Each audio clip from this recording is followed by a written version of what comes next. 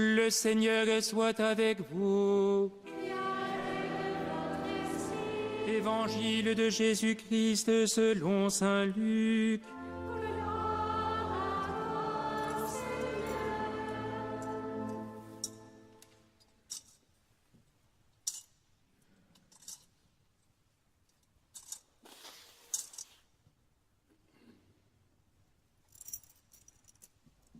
En ce temps-là, Jésus ressuscité, apparaissant à ses disciples, leur dit: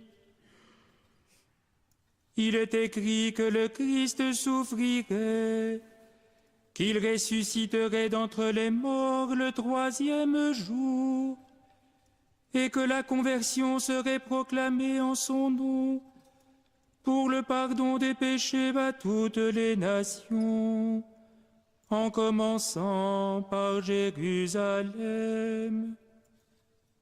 À vous d'en être les témoins.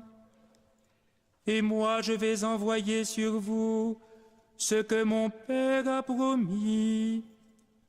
Quant à vous, demeurez dans la ville jusqu'à ce que vous soyez revêtus d'une puissance venue d'en haut. Puis Jésus les emmena au dehors, jusque vers Béthanie, et levant les mains, il les bénit. Or, tandis qu'il les bénissait, il se sépara d'eux, et il était emporté au ciel. Ils se prosternèrent devant lui, puis ils retournèrent à Jérusalem en grande joie, et ils étaient sans cesse dans le temple à bénir Dieu. Acclamons la parole de Dieu. Louange à toi, Seigneur Jésus. Il est heureux que nous soyons rassemblés, frères et sœurs, en ce jour, et que nous éprouvions, comme les apôtres, une grande joie. Même si vous avez entendu sonner le glas avant la messe, c'était un problème de programmation, ça n'était pas pour exprimer notre tristesse de voir Jésus monter au ciel. En fait, cette joie, il nous faut bien la comprendre. Pourquoi pouvons-nous être dans la joie aujourd'hui? Non pas parce qu'une histoire se termine, ce que nous pouvons parfois envisager lorsque nous parlons de l'ascension du Seigneur. Il est venu, il a vécu au milieu des hommes, il a accompli sa mission et il repart. Et nous restons là. Et si nous percevons l'ascension simplement comme cela, il est fort à parier que nous ne comprendrons pas ce que Jésus demande à ses apôtres quand il leur dit d'être témoins de la conversion proclamée en son nom. Alors il nous faut porter sur ce mystère de l'ascension du Seigneur un autre regard. Et c'est ce que je vous invite à faire maintenant, en comprenant que l'ascension n'est pas un point d'orgue à une mission que Jésus a accomplie, mais l'accomplissement de cette mission pour nous les hommes.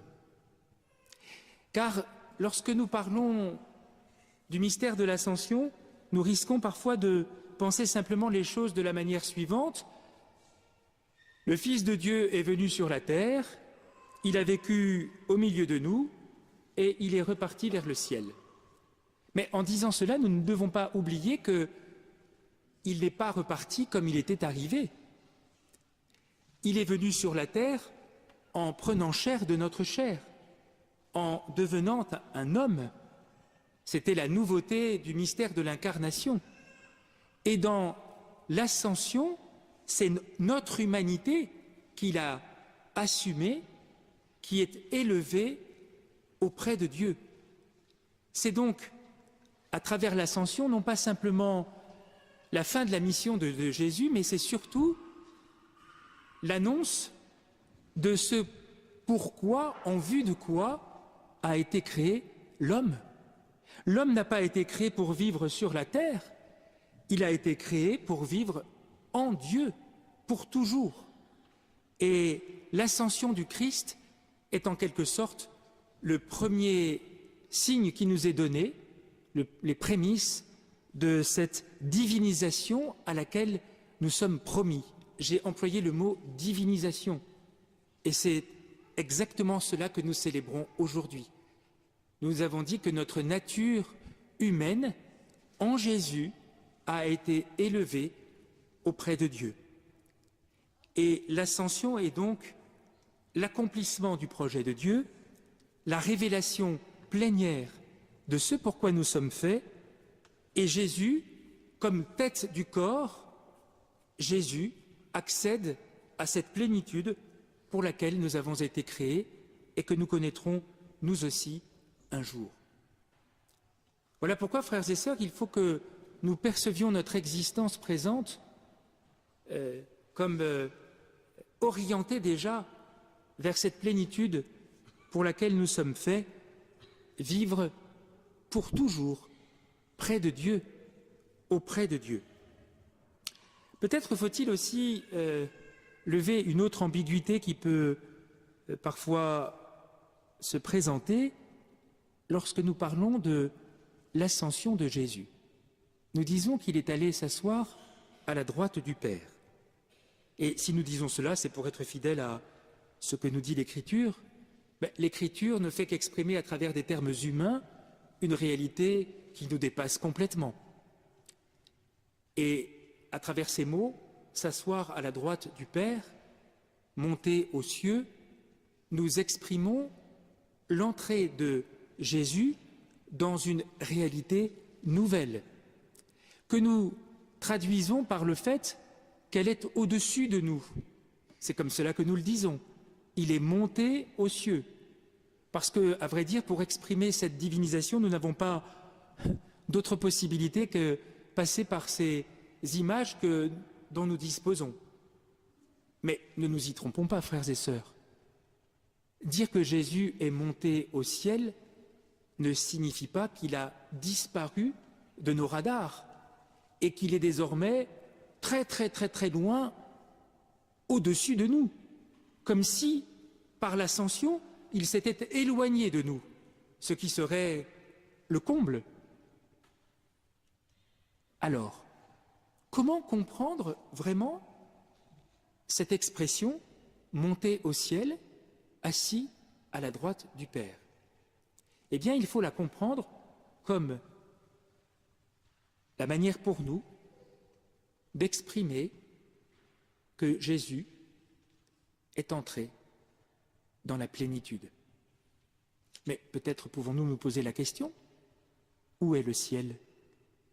Quand nous disons le Notre Père, que nous disons Notre Père qui es aux cieux, imaginons-nous que Dieu est très très très loin au-dessus de nous ? Ou avons-nous conscience que le ciel est en nous ? Nous sommes la demeure de Dieu. La présence de Dieu en ce monde n'est pas lointaine, elle est proche, car Dieu vient habiter notre cœur. Nous l'avons entendu tout au long de ces jours, et nous l'avons entendu encore dimanche dernier. Si quelqu'un m'aime, il gardera ma parole, mon Père l'aimera, et nous viendrons chez lui, et nous ferons chez lui notre demeure. Voilà le mystère de l'ascension. Jésus, en entrant dans cette vie nouvelle, dans cette condition nouvelle, ne s'éloigne pas de nous, il devient plus intime à nous-mêmes que nous-mêmes. Dans l'ascension du Seigneur, nous faisons l'expérience de la parfaite proximité de Jésus. Que se passe-t-il alors dans l'ascension ? Pourquoi Jésus disparaît-il au regard de ses apôtres ? Parce qu'effectivement, il entre dans cette condition nouvelle et que cette condition échappe à notre regard. Jésus est invisible à nos yeux, et ça c'est une réalité, mais il n'est pas absent, il est souverainement présent. Je pense à ce que disait Thérèse lorsqu'elle parlait de sa mort prochaine à l'abbé Bellière, avec lequel elle était en correspondance. Thérèse annonçait à son petit frère, avec lequel elle communiquait, elle correspondait, qu'elle allait bientôt partir vers le ciel. Et la réponse de l'abbé Bellière, c'était de dire « Oh non, ma petite sœur, vous ne pouvez pas partir, c'est trop dur, c'est pas possible. » Et Thérèse lui disait « Mais aujourd'hui, je suis enfermée entre les 4 murs d'un Carmel. Quand je serai partie vers le ciel, je serai pour toujours à vos côtés. » Une autre dimension, une autre manière pour Jésus d'être vraiment présent à nous. Jésus n'est pas absent, il est invisible. Jésus n'est pas distant de nous, il est présent au plus intime de nous-mêmes. Et en particulier par le don de son esprit. Moi, je vais envoyer sur vous ce que mon Père a promis, demeurez à Jérusalem jusqu'à ce que vous soyez revêtus d'une puissance venue d'en haut. Nous sommes donc dans un nouveau mode de relation avec Jésus. Les apôtres apprennent à vivre autrement avec Jésus, comme Marie-Madeleine l'a appris le jour de Pâques, lorsque Jésus s'est présenté à elle, qu'elle a voulu le saisir et que Jésus lui a dit « Ne me retiens pas, je ne suis pas encore monté vers mon Père et votre Père, vers mon Dieu et votre Dieu. » Et donc Jésus n'est pas absent, il est présent. Il est invisible, mais il est agissant. Pourquoi ce nouveau régime? Précisément pour que s'accomplisse ce que Jésus demande à ses apôtres. À vous d'être les témoins de ce que vous avez vu, de ce que vous avez vécu, du message que vous avez reçu. Vous avez entendu dans le passage des Actes des Apôtres comment ceux qui sont témoins de la scène de l'Ascension restent là un peu bouche bée. On peut les comprendre. C'est une expérience un peu étonnante qu'ils sont en train de vivre. Et la réponse qui leur est faite par 2 hommes en vêtements blancs, « Galiléens, pourquoi restez-vous là à regarder le ciel? Ce Jésus qui a été enlevé au ciel d'auprès de vous viendra de la même manière que vous l'avez vu s'en aller vers le ciel. » Autrement dit, l'ascension de Jésus, qui préfigure et annonce la Pentecôte, le don de l'Esprit Saint, est aussi le début de la mission. Jésus envoie ses disciples en mission pour que partout dans le monde soit annoncée la bonne nouvelle du royaume. Et ce royaume, c'est Jésus ressuscité d'entre les morts, assis à la droite de Dieu, et qui nous invite dès à présent à vivre de cette vie nouvelle. Vous êtes ressuscités avec le Christ, dira saint Paul, recherchez les réalités d'en haut. Et par conséquent, frères et sœurs, cette fête de l'Ascension, loin de nous détourner du monde et de nous enfermer dans une sorte de rêve, d'illusion, l'Ascension est l'occasion pour nous de comprendre que notre mission commence et qu'elle doit s'accomplir maintenant dans le monde dans lequel nous sommes. L'Église est par nature missionnaire. Pourquoi? Parce que Jésus a voulu que ses apôtres annoncent la bonne nouvelle jusqu'aux extrémités de la terre. Le pape François ne s'y est pas trompé. Le pape François, depuis le début de son ministère, ne cesse de nous dire que l'Église est missionnaire. Pourquoi dit-il cela? Parce que peut-être pourrions-nous avoir toujours le réflexe un peu confortable de nous retrouver entre nous et d'attendre que les choses se passent pour que nous parvenions un jour au bonheur éternel. Et le pape ne cesse de nous rappeler, depuis le début de son pontificat, que l'Église est en mission, que l'Église est envoyée, que l'Église doit aller aux périphéries. Pourquoi aux périphéries? Parce que c'est là qu'elle peut trouver le sens de la mission pour laquelle elle a été constituée. Annoncer aux hommes la bonne nouvelle du salut, annoncer aux hommes qu'ils sont aimés de Dieu, annoncer aux hommes que leur vie ne s'arrête pas avec ce que nous pouvons en percevoir ici-bas, que nous sommes faits pour une plénitude qui commence dès à présent dans la vie que nous partageons avec les autres. Et peut-être cela nous aide-t-il à accueillir de plus en plus ce que le pape François ne cesse de répéter à l'Église, c'est-à-dire la conscience que nous avons à partager, cette foi qui est la nôtre, ce bonheur que nous avons de connaître Jésus et ce bonheur que nous avons de comprendre que dans le mystère de Jésus, nous sommes déjà réconciliés avec Dieu, ressuscités, et que nous sommes appelés à une plénitude. Jésus est auprès de Dieu. Notre humanité, en lui, trouve son accomplissement. Il est le premier-né d'une multitude de frères.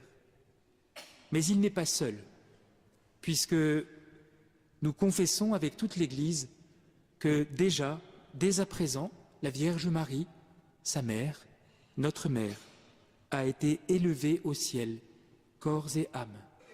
Marie connaît, elle aussi, cette plénitude de vie auprès du Père. Nous avons conscience les uns et les autres que Marie n'a pas quitté ses enfants et ne s'est pas éloignée d'eux, car ce qui est vrai pour Jésus est vrai pour Marie. Arrivée à la plénitude de la vie, élevée dans la gloire du ciel, elle est encore plus présente à ce monde, encore plus présente à chacune de nos vies pour les accompagner, pour les guider vers la lumière. C'est ce que sainte Thérèse a compris, elle qui a bénéficié du sourire de la Vierge. C'est ce que nous essaierons de méditer tout au long de cette neuvaine.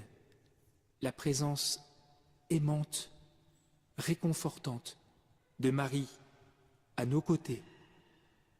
Le ciel et la terre, en elle, comme en Jésus, sont unis pour toujours. Amen.